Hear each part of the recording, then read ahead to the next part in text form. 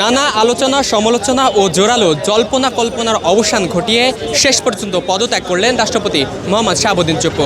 কিছুক্ষণ আগেই অর্থাৎ বেলা 4:30 নাগাদ তার পদত্যাগের খবর কিন্তু পাওয়া গিয়েছে। এই মুহূর্তে আমরা রয়েছি বঙ্গভবন এলাকায় এবং এখান থেকে সর্বশেষ পরিস্থিতি আপনাদেরকে জানানোর চেষ্টা করছি।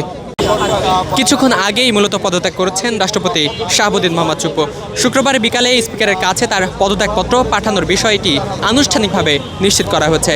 এর আগে রাষ্ট্রপতি মোহাম্মদ শাহাবুদ্দিনের পদত্যাগের ইস্যুতে সংসদ ভবনে শপথ কক্ষে জরুরি সংবাদ সম্মেলনের বিষয়টি জানানো হয় এবং বিকাল 5টায় এই সংবাদ সম্মেলন অনুষ্ঠিত হবে এবং সেখানেই রাষ্ট্রপতির পদত্যাগের আনুষ্ঠানিক ঘোষণা কিন্তু আসতে পারে। এদিকে থাইল্যান্ডের চিকিৎসা ও স্বাস্থ্য পরীক্ষা শেষে নির্ধারিত সময়ে দুদিন আগেই অর্থাৎ আজ শুক্রবার দেশে ফেরেন জাতীয় সংসদের স্পিকার হাফিজউদ্দিন আহমেদ।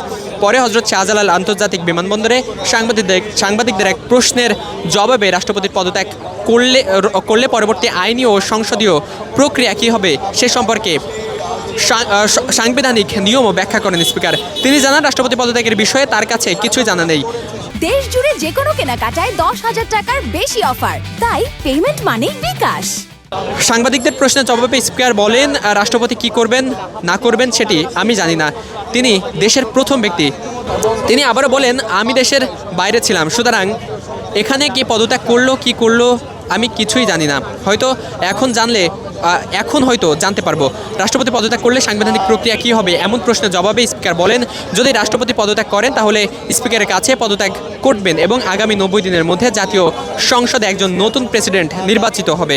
রাষ্ট্রপতি পদত্যাগ করলে স্পিকারের দায়িত্ব গ্রহণ প্রসঙ্গে হাফিজউদ্দিন আহমেদ বলেন, এটি ঐতিহাসিকভাবে বাংলাদেশের সংবিধানে লেখা আছে, যখন রাষ্ট্রপতি পদত্যাগ করবেন তখন ভারপ্রাপ্ত রাষ্ট্রপতি হিসেবে স্পিকার দায়িত্ব পালন করবেন।